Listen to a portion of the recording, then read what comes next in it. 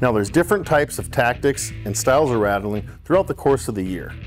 Earlier in the year, early season, the deer are just kind of losing their velvet. They're going around, they're rubbing on trees, they're polishing their racks up.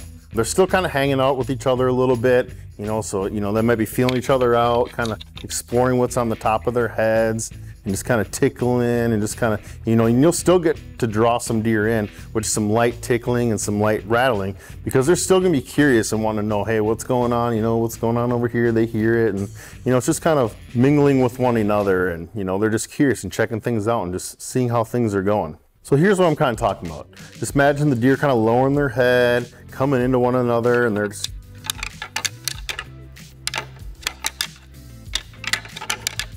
something just really light, something real, not extremely combative. It can go on for a long period of time or a short period of time. They're still hanging out with each other, so they're around one another. So, they could be going at for a little while. It's kind of like you hanging out with your buddies, Maybe you're shoving each other around or just kind of, messing around, a little bit of horseplay, and just kind of getting, a feel for what's on top of their head and how things are going. And so if you can actually kind of tickle and mimic some of that stuff early season, you're gonna draw that curiosity, because they're still hanging out and they want to check out, see what's going on. They want to see who's in the area, check it out. What's the competition look like this year? And same thing for the does. The does might be curious, come in like, okay, what do these bucks got going on over here? What kind of bucks are in the area that they're kind of looking for? They're just kind of feeling each other out, and you'll still be able to bring deer in, just a little light tickling or sparring early season. Now, a good scenario to actually implement and use this early season rattling technique is find a core area where you see a lot of bachelor buck groups hanging out, and you want to slide in there. And what you can do is just a little bit of that light tickling or sparring, whatever you want to call it. And that's going to be in a good spot to actually kind of bring in and entice a buck earlier season, or maybe a doe. And there's different ways you can do it too. Maybe you want to sound like a little bit more of a mature buck. Maybe get the tines in a little deeper on each other, so you get in the bigger, thicker places, making that contact a little deeper sound. Or if you want to sound like a couple of little young ones, keep it out on the tips and get that little lighter sound, kind of what you're trying to portray at that time. So now I'm just going to kind of demo what I was explaining before. First, I'm going to show a little scenario where I'm going to do a little bit more mature buck.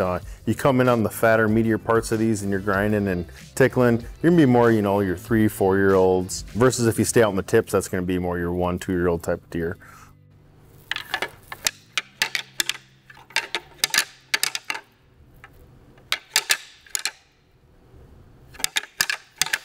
So that's going to be kind of your more mature deer, if that's what you're trying to go for in the scenario, depending on the deer that in the area that you're observing, whatever you're trying to create.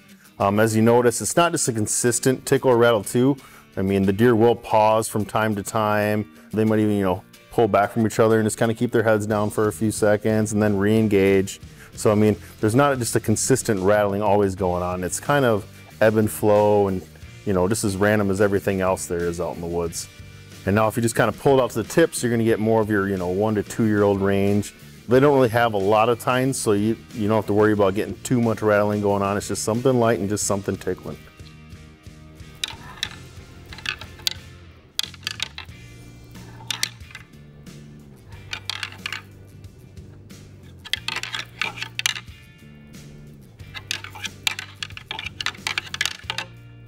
And those are just some different variations you kind of throw into your rattling when you're early season, just depending on what kind of bucks you're observing in the area. It depends on what kind of scenario you want to throw out there.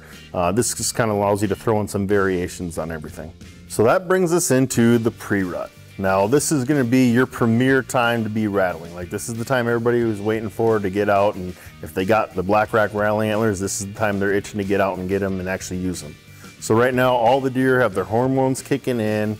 They're all ready to breed. The does might not necessarily be ready right now, but all the bucks are ready, and they're even cruising outside territories.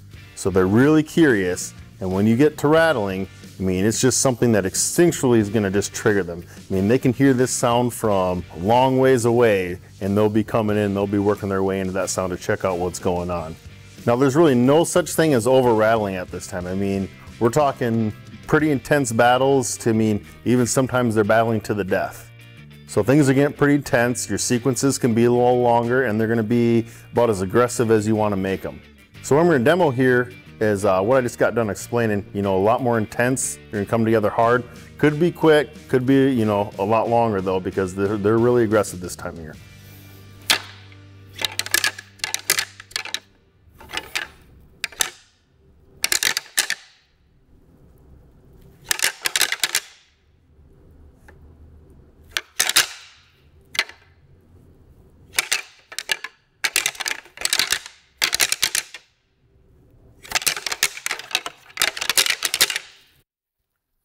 So as you can see, it's not just a constant grinding and going at each other. There's just pauses, they're pushing, they're moving each other around. They're not just engaging and just smashing their heads back and forth constantly. You know, they're actually battling and they're pushing and trying to move each other as much as they can, and they're really fighting one another. So every sequence is going to be different. You know, you could have one that just, and then that's it. You know, they just smash, kind of grind, and then they pull off. You know, they're just like, whoa, he's overpowering me. Otherwise, you could get into some battles where they're just going to keep going and going because it's just an all-out war.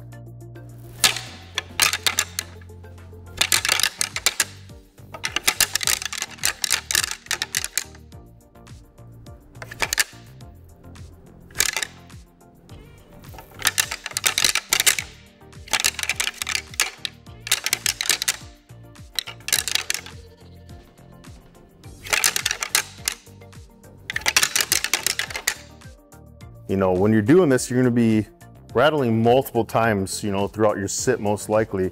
So just kind of switch it up, different scenarios, different fights, just like in the real world.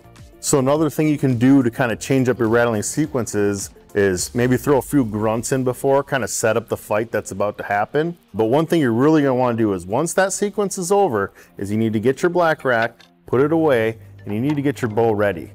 Because what's going to happen is, you know, and it might be 5 seconds and it might be 5 minutes, but deer are going to come in and they're going to be checking things out. I mean, you might even have 2 or 3 deer come into one rattling sequence. So you really need to be ready at this time because they're really getting triggered by this rattling. It's pulling out those instincts and they're going to come in and check it out. So you better get that bow ready and that black rack down so you can actually do what you need to do. Now after pre-rut, you're going to work more into your peak rut or even to your lockdown.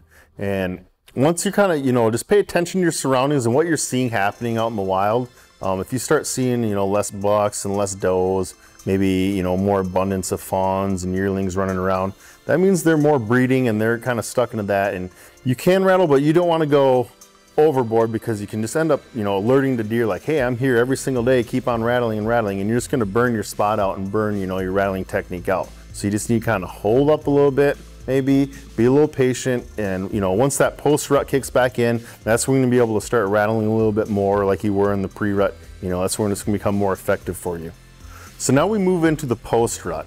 This is gonna be your second best chance to you know, use your rattling techniques throughout the season.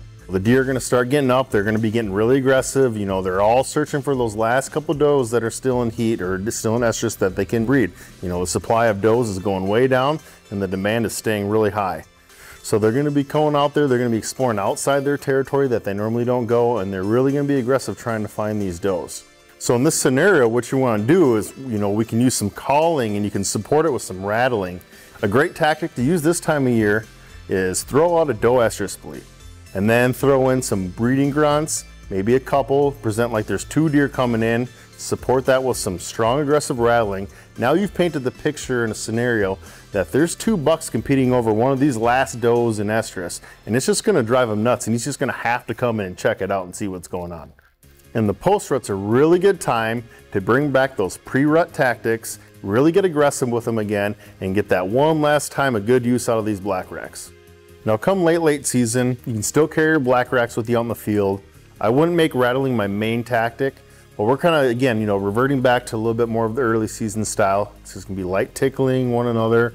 They're kind of grouping back up with one another, and throughout the year, as long as they have some headgear on top of their heads, they're always gonna be, you know, engaging and, you know, just tickling and feeling each other out.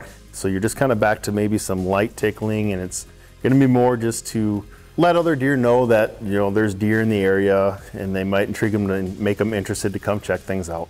So now that we've gone through a season of rattling, some things to remember is to avoid repetition, rattling in the same stand, doing the same sequences. The deer are going to pattern you doing that, so you want to avoid that. Everything in nature is random, so let's try and, you know, mimic that as best as possible.